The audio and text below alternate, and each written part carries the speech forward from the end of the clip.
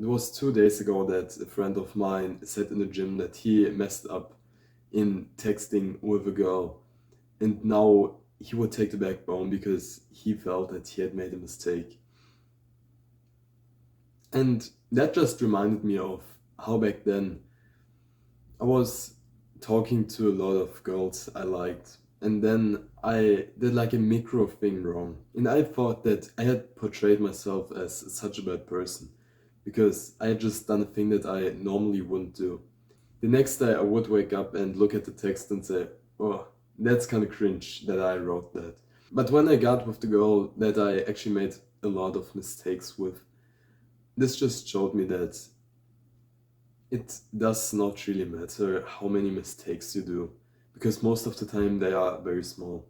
Like, if you're still attractive in personality, then the girl will be still attracted to you. It's not that you had a weird goodnight message, that you called her a weird nickname. It's actually good that you wrote the goodnight message because now she feels kind of more attached to you. So it's just it's just funny to me how we can obsess over these little things, but we never see anything wrong with the girl, right? She maybe did some things that we didn't like, but we did not obsess over them like the failures we have done. And most likely, like, ask yourself this: will these problems, will these mistakes that you made in texting really influence her decision of you, her perspective on you that much that she would dip out of a relationship of dating? Most likely not, right? So, what I really want to say to my friend is that we mess up all the time. Even the highest guys with the prettiest wives in the best relationships, they mess up a bunch of times too. Not as often as we in our teenage years do, because we are still figuring things out, right? Like, we don't know how to flirt. It's like an art that you evolve over time for yourself individually. So you could imagine how the guys at the top with the 10 out of 10 relationship, with the loving relationship, would still make mistakes, but then just see them and move on and still be loving to their wives. It's almost like you would personalize the issues you've done with the woman you're talking to, and suddenly you're feeling all of these bad feelings towards the woman because you messed up so often. No, no. For me, I moved from girl to girl to girl even when I had like one weird message. Back then, I was talking to a really nice Russian girl, and we would exchange our numbers and then chat a bit. And I was like on a small talk level and was trying to be kind of avoidant. And the next day, I'd look at it and say, "Oh yeah, I this small talk didn't feel good. This wasn't me." So so he just didn't text her again. Like, imagine this: you like the girl, but then see your issues, like the ones you've done in her. So you basically put all the blame into her and personalize it in her. It's a pretty niche problem. But for those guys who do have it, it's kind of important. It's kind of a big deal. Imagine you would just jump out of a good dating or text session and then feel like you've messed up and not text her again. So you will be sad with yourself, and you won't text her anymore because you've lost interest through yourself. Actually, she's not the fault. So these are just thoughts I want to get out. When we mess up, like, we mess up every day, right? The humble guys will admit this. The guys with very much ego, they they might not. But you can look into yourself. Yeah? Like, you mess up daily. Either you've done too much, you've done too little, or you haven't stayed true to yourself. And if this pops up a lot of the time, then we feel kind of unwell with ourselves, like we are not the authentic self. And it kind of seems logical to me that if we're just developing ourselves, like if we try to get our place in this world as a young man, then we, of course, don't have much of it figured out. Like, it's through our own experiences. It's through experiences as a whole that progress gets made. It's not that you just do the right thing for the first time. Like when you were talking to the first girl you've ever talked to that you were interested in, tried to flirt the first time. If you look back at that, it's kind of uncomfortable. It's kind of uncomfortable. And you may also want to punch yourself for the things you said. No, I'm gonna be honest. You don't have to have it figured out all right now. But like try to eliminate as much of the problems you think, but also test yourself out. Like if a thought pops up in your head, then it's most likely you. If you haven't stayed all day on social media, which would be a problem by the way, then you get thoughts of your own. And these thoughts are kind of who you are as a person most of the time, right? If not looking onto social media. Then, of course, you would then want to text this out, write this out, speak this out, because this kind of shows who you are. And if you are just pretending to be some other guy, trying to flirt like another guy, like you've seen in YouTube videos, then this will lead you away in some way. Because it's not the goal that we try to get the optimal play like it's done in the YouTube videos. Like there's millions of ways to do things. So everybody kind of has their own style and wants to convey different feelings to a person. And if we look back at something, we can say to ourselves, okay, I was feeling that right now. This comes off kind of weird. I'll actually think about it the next time I'm writing something when I'm kind of in this mood.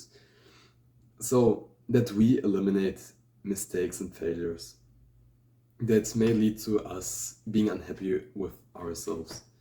So now that I've said all of this, it really comes down to not overthinking too much. The guys that are kind of stupid, they would actually succeed more. If the guys that just talked and talked and talked what they were thinking without looking at the consequences, without thinking about what they want to convey with this text message, they would actually be freer and more like themselves than the guys that want to be cute and then have the goal of making her think for a while, like not looking at the text, like leaving it on red. Or now imagine if these two guys were messaging girls. Of course, the authentic guy would have kind of more success because he would immediately get out the compatible girls with him. So they'd go on a date right away. If you're overthinking it too much and laying too much, like still put effort into your words. I believe that words should hold value. In that way, if you overthink it too much, then you might not convey your feelings as properly or kind of stay fake to yourself, which then leads to these problems in your mind and builds up a false identity of yourself. Like I've experienced this actually. I've wanted to. There was a time when I went to a university for teenagers basically, and in there I was speaking to some girls, and with one girl, I kind of built up a connection. We were sitting for 2 hours after lunch, like kind of flirting, and then I had sent her a good night message. I wrote her something and she said she couldn't come because she had to write something for we basically had to graduate this university. So she had to write a philosophy text and she couldn't come, she said. And then I kind of laid it on me that I was coming off weird. That I think the text was kind of clingy, so I thought, oh no, I'm too clingy, but sometimes, like looking back, maybe it wasn't clingy, maybe it was just trying to convey my real feelings towards her, and then she just laid it off and said she couldn't come, maybe for exactly that reason. But I interpreted it as a way of saying that I was unattractive, like that she felt I was too clingy and unattractive, which you couldn't know, right? So this also comes down to confidence and maybe even arrogance. Because if you were more confident and would be writing your text in an arrogant manner, like you couldn't lose, then of course you would improve in texting. Because you would bring this kind of honest energy with you. I think this will help a lot.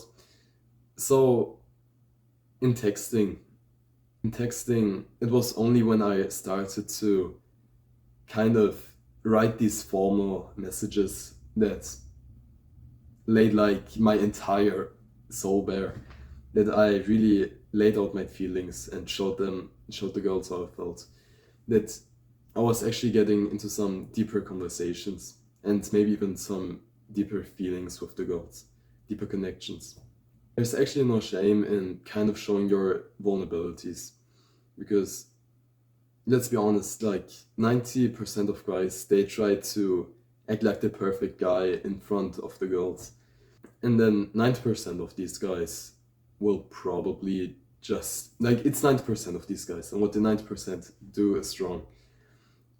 And you could see why they would be kind of the same if they all gravitated towards this one role model of the perfect man.